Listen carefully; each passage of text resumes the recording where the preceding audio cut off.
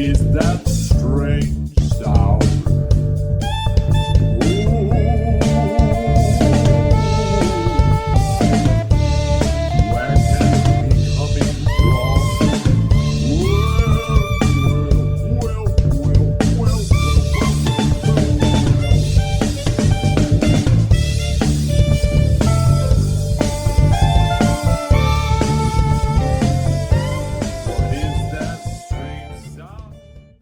Hello, and welcome to episode 19 of Strange Sound, the podcast featuring me, Joe, some white guy living in upstate New York who is just full of opinions and can't wait to share them.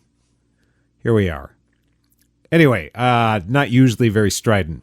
I'm usually trying to gently encourage you to think about something perhaps in a slightly different way, or perhaps in the same way, or perhaps in a slightly less radical way if you're more radical than me. It really depends on where you stand. All I can tell you is where I stand, at least when I can figure out where that is. And usually I can. So let us proceed. Glad to have you with us. By which I mean to say, glad to have you with me, because there is no us. Strange Sound is just me. The opinions expressed on Strange Sound are mine and mine alone. They reflect no one else's view of the world. They are all about me, just me, some white guy named Joe. And that's about the size of it. I speak for no one else. And I am the only one involved in the production of the show. I'm sure you can tell. It's just sort of ham-fistedly thrown together and tossed up on the web and left out in the middle of the street for anyone to happen upon. That's the technique I've learned through plenty of internet experience, just tossing things out in the middle of the void and hoping that someone picks it up and ponders it and, benefits from it.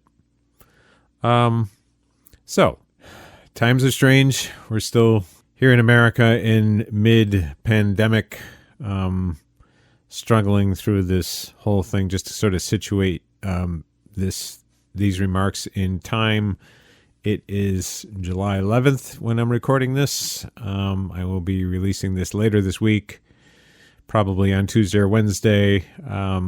As of today, the big news on television is that Donald Trump has granted a commutation to his friend Roger Stone, perhaps one of the most vile creatures ever to crawl out of conservative politics, who apparently came up, worshiping Nixon, that sort of thing.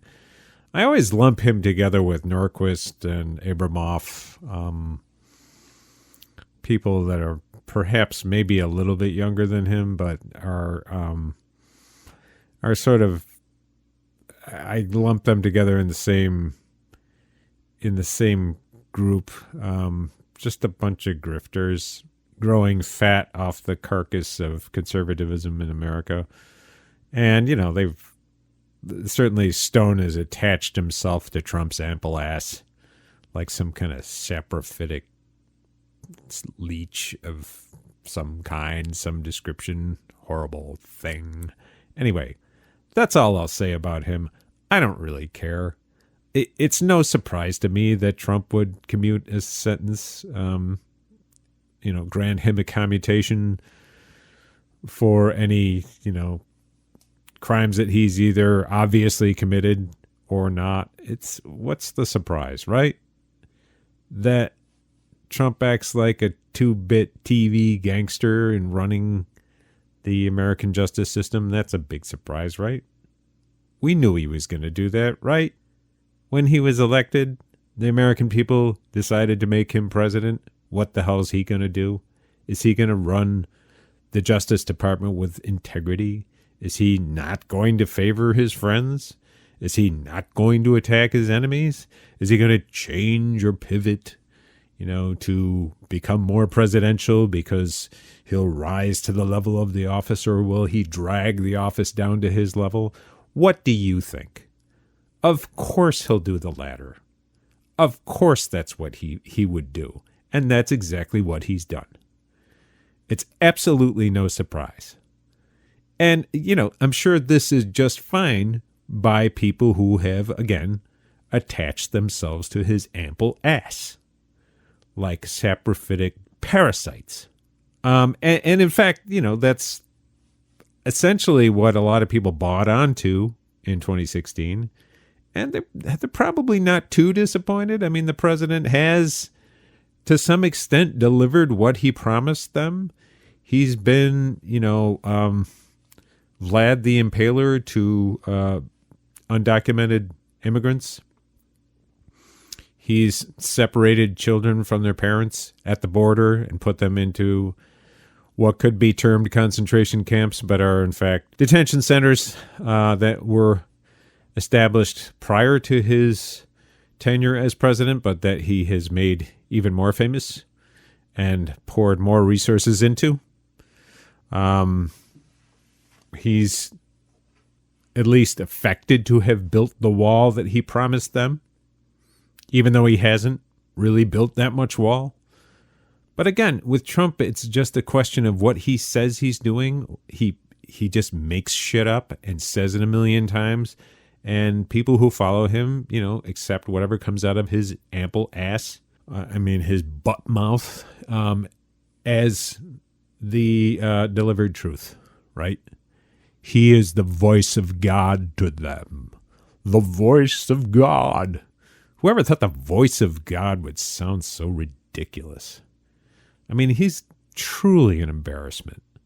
But I know any conservative listening to this is going to think, oh, there's liberal Joe. He's annoyed just like I was annoyed by Obama. And, it's a fair cop. Yeah, I find him annoying. I find Trump tremendously annoying. I found Trump tremendously annoying long before he was president. I remember seeing him striding onto the stage at CPAC, and I just turned the television off. I mean, not that I would ordinarily watch CPAC speeches, but I mean, when I'd see that in like news coverage or whatever, it'd be like, I just turn it off. I don't want to see him. I didn't want to see him. I didn't want to hear him. He's just an annoying git. And of course, the American people make him president, or at least a minority of the American people decide to make him president through the ultimate grandfather clause known as the Electoral College. And now I have to see him every day and hear him every single day. And yeah, it's annoying. I'll cop to that. I'm fucking annoyed. And anyone should be who, isn't, again, attached saprophytically to his ample ass. So yeah, to me, it's like drinking urine every day. And, I know in saying that I'm making conservatives happy. They're happy that I feel like I'm drinking urine every day. That's part of the point, right? They want to own the libs. Not that I'm a lib. I'm not a liberal. I'm far to the left of that. Anyone who's listened to this podcast knows that, I'm probably not as far left as a lot of folks who have podcasts, but it just depends on how you determine that. In any case, I find Trump, nauseating, disgusting. He's a jerk. I've said in previous episodes, I don't think he's a Manchurian candidate. I don't think he's run by China or run by Russia or run by Turkey. I think he's just exactly what he seems like, exactly what he's always been, exactly as described by many good journalists over the years, including David K. Johnston and plenty of people who have reported on him. And, it isn't like you need to dig very deep to figure out what Trump is all about. He's got a glass head. He's completely readable. You know exactly what he's thinking. You know exactly what he's doing. I mean, there are no secrets there. Right? He's a dick. He's a tremendous dick. He always has been. And I'm speaking as somebody who, I accepted money from him back in the 1980s when I played in a band, and I played at Trump Plaza in Atlantic City, backing up a country singer. It was an interesting experience, but it was, it was harsh.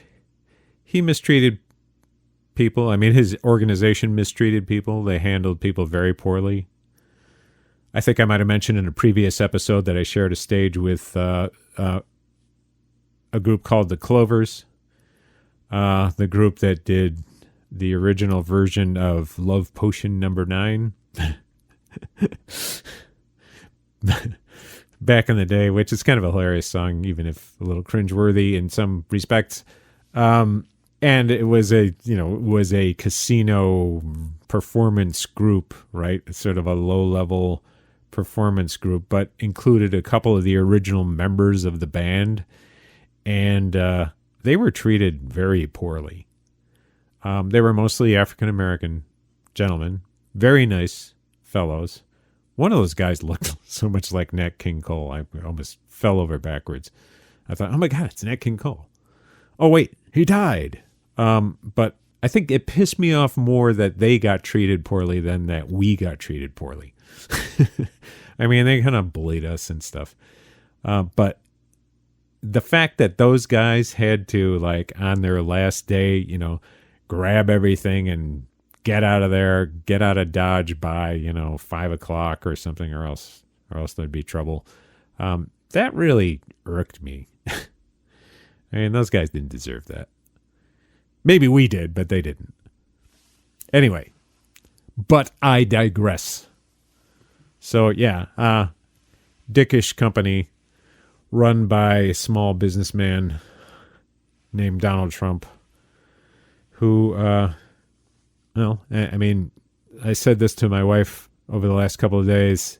Any person who's worked for a small businessman before, and I have, knows exactly what Donald Trump is made of. And they know exactly where Donald Trump is coming from.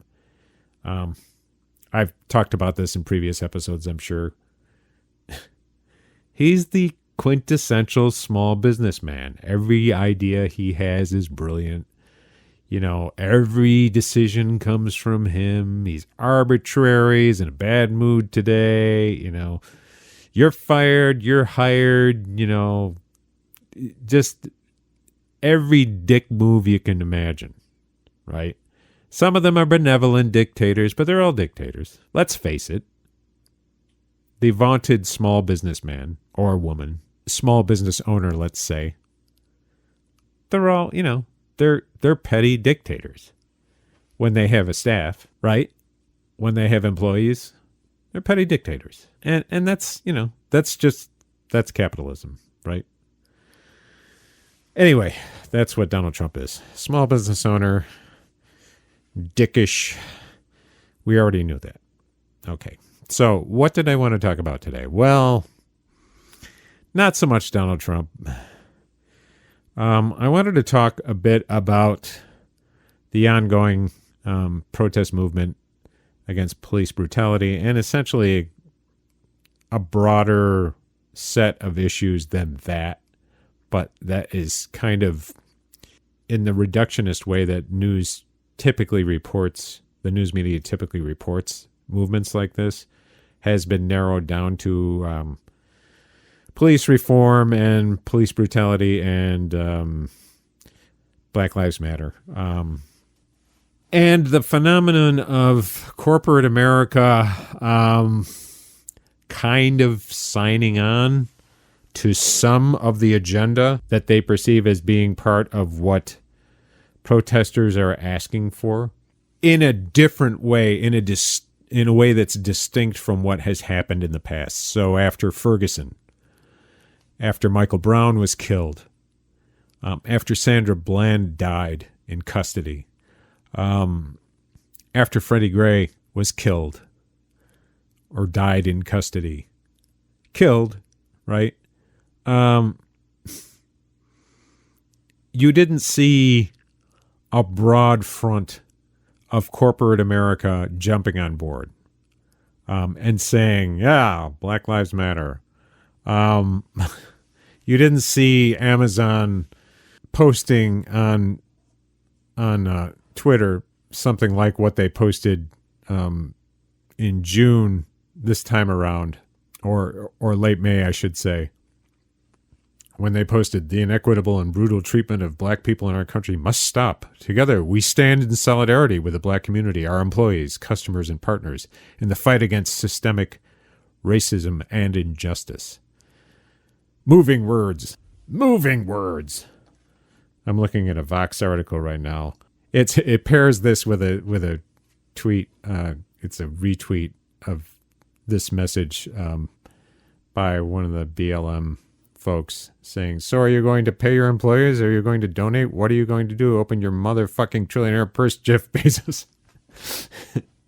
But, right, did you see this after Ferguson? Did you see this after Freddie Gray? Did you see this after Walter Scott? Did you see this after Philando Castile? Not really. So why is this different? What's the difference between then and now? As I always say on this show, there are people you could listen to. There are people whose articles you could read or whose podcasts you could listen to who could give you a better sense of this than I could. I am not an expert. I don't pretend to be. This is just my view of it. And my view of it is fairly simple. This is a big, broad movement that has emerged not only from a society racked by anti-black, anti-minority police violence and policy that sort of leads to police violence, but also a system that has bracketed people and economically and just put them into an impossible situation. As many have pointed out, this is a generation rising up that came of age in the wake of 9/11, that came of age during the financial crisis of 2008, that lived through a really rough recovery that was not really a recovery for them. One that didn't have a lot of opportunity, but that was being sold to them as a success. Right? I mean, the Obama administration didn't crow as much as the Trump administration has about the economy and how much better things are going. I mean, they would once in a while say, "Well, when we came in, we were losing 750,000 jobs a month, and now we're headed in the right direction, and we're almost back to where we were in 2008." Then Trump comes in and he's like, "This is the greatest economy ever. No, the world has never seen anything like this," and going on and on about it. But it's basically the same performance, right? Maybe a little bit weaker, but still climbing up out of the hole slowly, like a three-legged thing, that originally had 8 legs, and like a three-legged spider, just barely getting out of that hole that it fell into in 2007, 2008, 2009. And yeah, so these young people have been through all of that. They went through the crash. They went through, the first decade of their working life, not able to really get out from under their educational debt or, get any traction as far as their economic life is concerned. And then they come crashing into this situation with Trump, where they're told again and again that this is the most successful economy. This is the greatest economic period in the history of the country, and they're still struggling. And then this pandemic hits, knocks them off their pins, knocks the economy off, even the shaky pedestal that it was on before, even that shaky rung of the ladder that it had climbed up to on its 3 legs. And 40 million people are thrown out of work. And in the context of that, police brutality continues, right? I mean, examples of police brutality continue. The George Floyd example, the George Floyd video is more graphic and more kind of revealing than probably anything we've seen up to that point. There's just something about that. I mean, it's obvious what that something is, but that video is just more affecting in a lot of ways, and it came at that particular moment when it just touched off a revolutionary kind of spirit, and people went out into the streets by the millions all across the country. I've talked about it in previous episodes. I mean, I'm not reporting on anything. I'm just saying, even in a place as small as where I live, a small upstate New York town, you had thousands of people marching. Even, a neighboring town, a suburban town where I actually grew up, the, White Peopleville, you had hundreds of people showing up on the street. Amazing. I've mentioned before, the biggest protest I can remember from back in the day around here was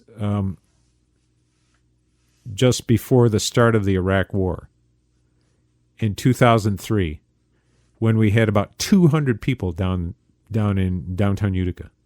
Now, we've had bigger protests than that since. There was a large turnout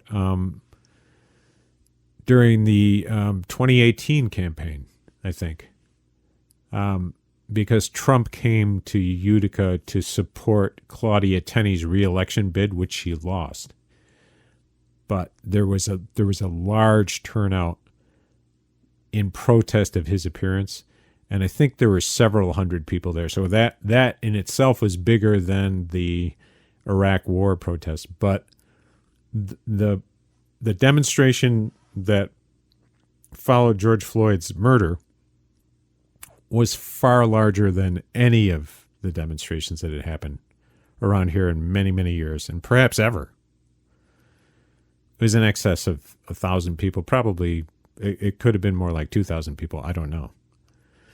But pretty amazing.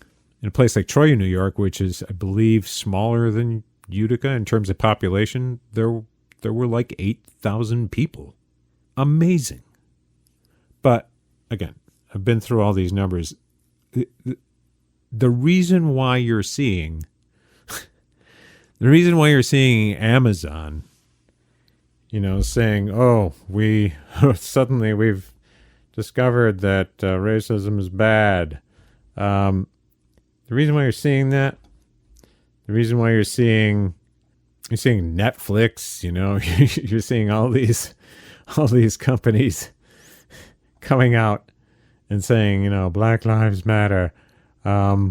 It's because that's a window into the mind of the people who own this economy. That's a window into their calculus as to what they need to do in order to protect themselves. And what they always do is try to cut their losses, right?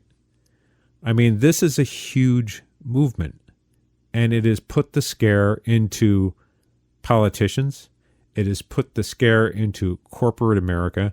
Anytime this many people rise up and make their voices heard, things start to happen, and it puts the scare into the powerful. You see movement on the part of politicians. That means that the people that fill their pockets, basically corporate America, are getting nervous too. They're particularly getting nervous because of the intersectionality of the protests. Because these protests are not just about police brutality. It's much broader than that. It's an economic argument. It's a set of arguments that have been made for years that are just coming into vision on a national scale. People who don't pay attention to these things are hearing about them the first time. So what they're trying to do now is, in the usual reductionist way that they approach things is just to try to focus attention on this one issue, on Black Lives Matter, and use that as almost like an advertising slogan to make it even smaller, right? Because they're trying to protect the money. They're worried about where this could go. People are articulating an alternative view of society and an alternative vision of society that would provide for more broadly held prosperity. It's the sort of thing that sort of moves politicians to try to come over and meet it before it goes too far, to sort of mollify the beast, throw it a stake. And that's what corporate America is doing. That's why you're seeing these big companies, sort of pay lip service to the revolution, right? And it's cynical. It's extremely cynical. I mean, we know that, right? I think everybody knows that this is just corporations being corporations. They try to monetize everything. And as soon as something becomes a popular position, they will try to own it. That's what they do. But they are also trying to put it in a box. They're trying to keep the movement from getting to articulating a broader critique of society that is going to, in effect, affect their profits, affect their business model. They're trying to minimize it. And, maybe they'll succeed, maybe they won't. That's really up to us. They can't succeed as long as we remain focused. I mean, I've been accused of being an electoralist, right? I'm not. I think elections are important. I don't think they're the only thing. I don't even think they're the most important thing. But they are important because it's a means to an end, right? We can't ignore electoral politics. But the thing that pushes politicians forward, the thing that puts the scare into the owners of society, is when millions of people organize, get together, stand in the street, and throw a spanner in the works. Make them listen. Articulate an alternative vision for society. When that's put forward by millions of people in the street, the politicians will move. If they are at least semi-inclined to do anything. They have to be on the right side of politics in order to be responsive to movements like this. I mean, you can have as many people in the street as you want. Donald Trump is never going to do anything that isn't in his own narrow self-interest and in the interests of his class, right? I've talked about this before. You can knock yourself out.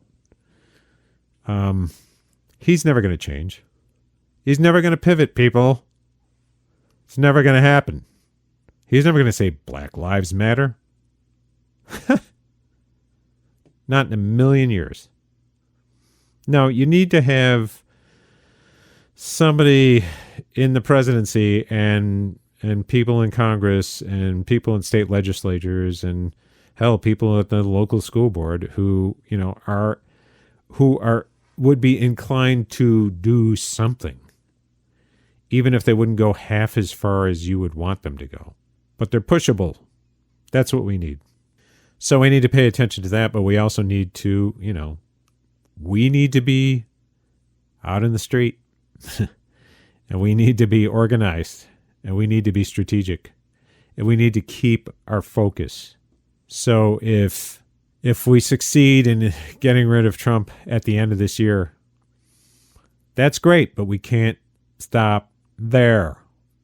We have to keep pushing whoever replaces Trump. Probably Biden, right? We have to keep pushing them. And we have to stay focused so that if we're fortunate enough to have a national legislature and a president who's pushable, that we keep it that way for as long as we can. We cannot allow them to come back. We can't allow a Biden presidency to be replaced by a Tom Cotton presidency, right? In 4 years. Or to be taken over by a backlash midterm in 2022. That's a question of focus, and it's a question of commitment. I'm mostly talking to, white people of my own age out there, okay? And older. I don't think I need to tell young people that they need to remain focused and not give up and be strategic about this. They don't need me to tell them that, but I'm just saying for people who are like me, who are not a product of this era, who are really a product of a previous era, who did not come of age during the Great Recession. I'm telling people like me, you have to stay focused. You have to stay engaged, both in an activist sense and in an electoral sense. You can't neglect either one. And if we manage to do that, God only knows what the ads will say in a few years, right? It's a rear guard action on their part. They're trying to keep us from going too far. All I can say is fuck them. Keep on moving, people. That's all I've got to say.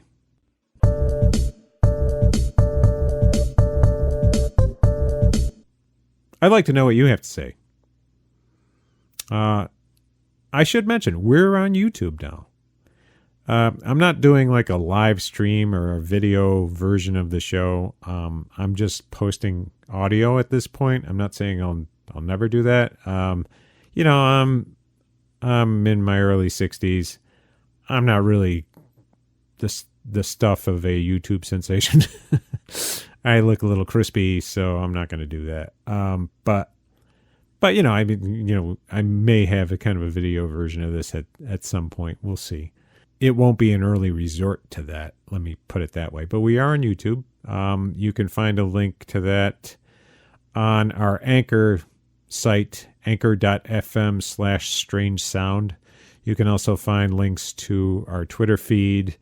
You can leave a voicemail message there. I'd be happy to play it on the show. You can learn more about us at big-green.net. Just follow the tab to podcasts, and the link to Strange Sound is right there. You can contact me via Twitter. That's at Strange Sound Pod on Twitter. We also have a Facebook page. By all means, leave us messages. Leave me a voicemail. Send me a direct message on Twitter, or tweet at me. I don't know. Do something. Say something. Glad to hear from you. Hope you have a good week.